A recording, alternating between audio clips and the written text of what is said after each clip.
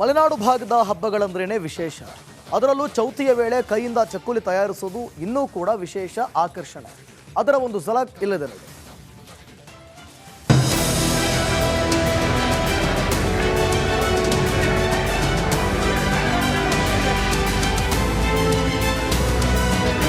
ಒಂದೆಡೆ ಚಕ್ಕುಲಿ ಸುತ್ತುತ್ತಿರುವ ಸ್ಪರ್ಧಿಗಳು, ಇನ್ನೊಂದೆಡೆ ತರಹೇವಾರಿ ಚಕ್ಕುಲಿ ಖರೀದಿಗಾಗಿ ಮುಗಿಬಿದ್ದ ಜನರು. ಆಹಾ, ಒಂದೊಂದು ಈ ಚಕ್ಕುಲಿಗಳನ್ನ ನೋಡ್ತಿದ್ರೆ ಚಪ್ಪರಿಸಿಕೊಂಡು ತಿನ್ನಬೇಕು ಅನ್ಸುತ್ತೆ.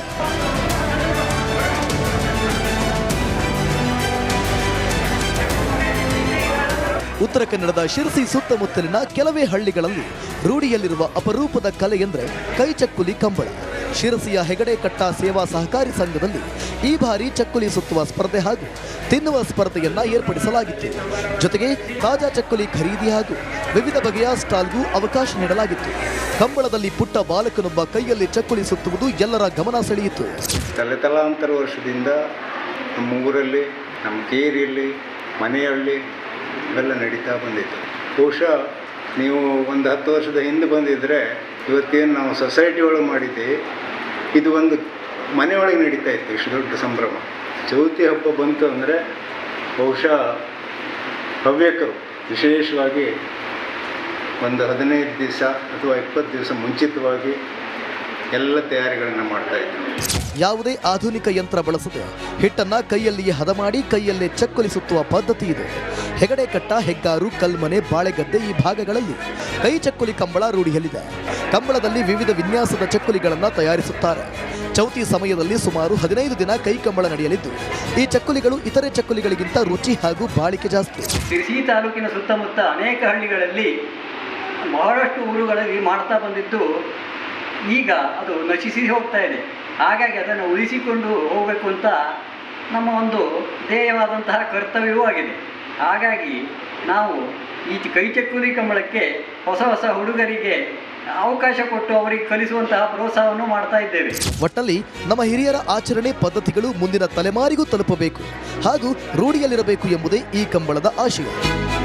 ಶೇಷಗಿರಿ ಮುಂಡಳ್ಳಿ, ರಿಪಬ್ಲಿಕ್ ಕನ್ನಡ, ಕಾರವಾರ. ನಾಳೆಯಿಂದ ಮೆಟ್ರೋ ಸಂಚಾರದಲ್ಲಿ ವ್ಯತ್ಯಯ ಆಗುತ್ತಂತೆ. ಹಸಿರು ಮಾರ್ಗದ ಮೆಟ್ರೋ ಸಂಚಾರದಲ್ಲಿ ವ್ಯತ್ಯಯ ಆಗಲಿದೆಯಂತೆ. ನಾಳೆಯಿಂದ ಆಗಸ್ಟ್ 15ರವರೆಗೆ ಮೆಟ್ರೋ ಸಮಯದಲ್ಲಿ ಬದಲಾವಣೆ ಆಗುತ್ತೆ. ನಾಗಸಂದ್ರ ರೇಷ್ಮೆ ಸಂಸ್ಥೆ ನಡುವಿನ ಸಂಚಾರದಲ್ಲಿ ವ್ಯತ್ಯಯ ಆಗುತ್ತೆ. ಆಗಸ್ಟ್ 13ರಂದು ರಾತ್ರಿ 11ರ ಬದಲಾಗಿ 10 ಗಂಟೆಗೆ ಕಡಿತ ಮಾಡಲಾಗಿದೆ. ಆಗಸ್ಟ್ 14ರಂದು ಬೆಳಗ್ಗೆ 5ರ ಬದಲಾಗಿ 6ಕ್ಕೆ. ಅಂದರೆ ನೋಡಿ, ಗಮನಿಸ್ತಾ ಇದ್ದೀರಿ ನೀವು, ಒಂದು ಇಳಿಸಿದ್ದಾರೆ, ಒಂದು ಏರಿಸಿದ್ದಾರೆ. 11 10 ಮಾಡಿದ್ದಾರೆ ರಾತ್ರಿ, ಬೆಳಗ್ಗೆ 5 6 ಮಾಡಿದ್ದಾರೆ. ನಾಗಸಂದ್ರ ಟು ಮಾದಾವರ ಸಿಗ್ನಲಿಂಗ್ ಪರೀಕ್ಷೆ ಹಿನ್ನೆಲೆ ಈ ರೀತಿಯಾದಂಥ ಒಂದು ನಿರ್ಧಾರವನ್ನು ತೆಗೆದುಕೊಂಡಿದ್ದಾರೆ. ಪೀಣ್ಯ ಇಂಡಸ್ಟ್ರಿ, ನಾಗಸಂದ್ರ ನಿಲ್ದಾಣಗಳ ನಡುವೆ ವ್ಯತ್ಯಯ ಆಗಿದೆ. ನೇರಳೆ ಮಾರ್ಗದ ಮೆಟ್ರೋ ಸೇವೆಗಳಲ್ಲಿ ಯಾವುದೇ ರೀತಿ ಬದಲಾವಣೆ ಇಲ್ಲ. ಕೇವಲ ಹಸಿರು ಮಾರ್ಗದಲ್ಲಿ ಮಾತ್ರ ಬದಲಾವಣೆ. ನೇರಳೆ ಮಾರ್ಗದ ಮೆಟ್ರೋದಲ್ಲಿ ಯಾವುದೇ ರೀತಿ ಬದಲಾವಣೆ ಇಲ್ಲ. ಬಗ್ಗೆ ಮತ್ತಷ್ಟು ಮಾಹಿತಿಯನ್ನು ಕೊಡ್ತಾರೆ ನಮ್ಮ ಪ್ರತಿನಿಧಿ ಸವಿತಾ. ಈ ರೀತಿಯಾಗಿ ಈಗ ಬದಲಾವಣೆ ಮಾಡೋದ್ರಿಂದ ಎಲ್ಲೋ ಒಂದು ಕಡೆ ಇವಾಗ ಹೇಳ್ತಾ ಇದ್ದೀವಿ ನಾವು, ಹೌದು, ಆದರೆ ಎಲ್ರಿಗೂ ಕೂಡ ರೀಚ್ ಆಗಿರೋದಿಲ್ಲ. ಮತ್ತಷ್ಟು ಮಾಹಿತಿ ಕೊಡೋದಾದ್ರೆ ಯಾಕೆ, ಕಾರಣಗಳನ್ನ? ದಿವಿತ್, ಪ್ರಮುಖವಾಗಿ ಹಸಿರು ಮಾರ್ಗದಲ್ಲಿ 13ನೇ ತಾರೀಕಿನಿಂದ 15ನೇ ತಾರೀಕುವರೆಗೂ ಸಂಚಾರ ಅಂದ್ರೆ ಮೆಟ್ರೋ ಸಂಚಾರ ವ್ಯತ್ಯಯ ಆಗಲಿದೆ. ನಾಗಸಂದ್ರ ರೇಷ್ಮೆ ಈ ಒಂದು ಮಾರ್ಗದಲ್ಲಿ ಪ್ರಮುಖವಾಗಿ ನಾಳೆಯಿಂದ 15ನೇ ತಾರೀಕುವರೆಗೂ ಮೆಟ್ರೋ ಸಂಚಾರ ವ್ಯತ್ಯಯ ಆಗುತ್ತೆ. ನಾಗಸಂದ್ರದಿಂದ ಮಾದವಾರದ ಆ ಒಂದು 3 ಮಾರ್ಗದಲ್ಲಿ ಸಿಗ್ನಲಿಂಗ್ ಪರೀಕ್ಷೆಯನ್ನ BMRCL ಮಾಡ್ಲಿಕ್ಕೆ ಮುಂದಾಗಿದೆ.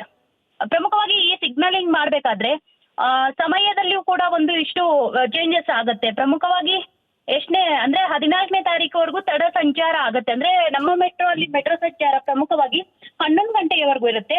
ಆ ಒಂದು ದಿನ 10 ಗಂಟೆಗೆನೆ ಸಂಚಾರವನ್ನ ಕೊನೆಗೊಳಿಸ್ತಾರೆ. ಮಾರನೇ ದಿನ 5 ಗಂಟೆಗೆ ಸಂಚಾರ ಆರಂಭ ಆಗೋ ಬದಲಿಗೆ 6 ಗಂಟೆಗೆ ಸಂಚಾರ ಆರಂಭವಾಗುತ್ತೆ. ಪ್ರಮುಖವಾಗಿ ಈ ಒಂದು ಪರೀಕ್ಷೆ ನಡೀತಾ ಇರೋದು ಹಸಿರು ಮಾರ್ಗದಲ್ಲಿ. ನೇರಳೆ ಮಾರ್ಗದಲ್ಲಿ ಯಾವುದೇ ಸಂಚಾರ ವ್ಯತ್ಯಯ ಆಗಲ್ಲ ಅಂತ BMRCL ಈಗಾಗಲೇ ಮಾಹಿತಿಯನ್ನ ನೀಡಿದೆ. ದಿದಿತ್, ಓಕೆ, ಥ್ಯಾಂಕ್ ಯು ಸವಿತಾ ನಿಮ್ಮೆಲ್ಲ ಮಾಹಿತಿಗಾಗಿ.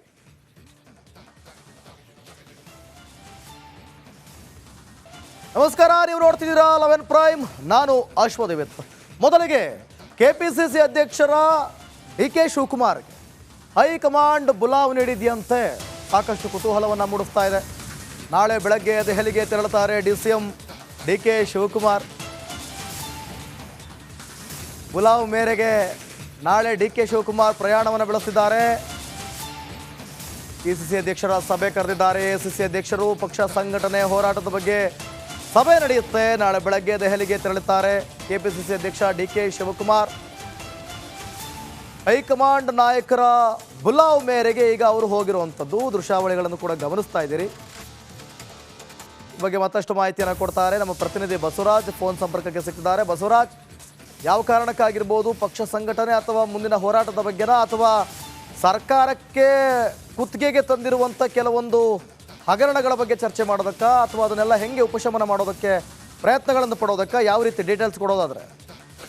ದಿವಿತ್, ಬಹಳ ಪ್ರಮುಖವಾಗಿ ದೇಶದ ಎಲ್ಲಾ ಪಿಸಿಸಿ ಅಧ್ಯಕ್ಷರುಗಳ ಸಭೆಯನ್ನ ಎಐಸಿಸಿ ಅಧ್ಯಕ್ಷರಾದಂತ ಮಲ್ಲಿಕಾರ್ಜುನ್ ಖರ್ಗೆ ಅವರು ಕರೆದಿರ್ತಕ್ಕಂಥದ್ದು. ಈ ಹಿನ್ನೆಲೆಯಲ್ಲಿ ಕೆಪಿಸಿಸಿ ಅಧ್ಯಕ್ಷರಾಗಿರ್ತಕ್ಕಂಥ ಡಿಕೆ ಶಿವಕುಮಾರ್ ಅವರು ದೆಹಲಿಗೆ ಪ್ರಯಾಣವನ್ನ ಬೆಳೆಸ್ತಾ ಇದ್ದಾರೆ.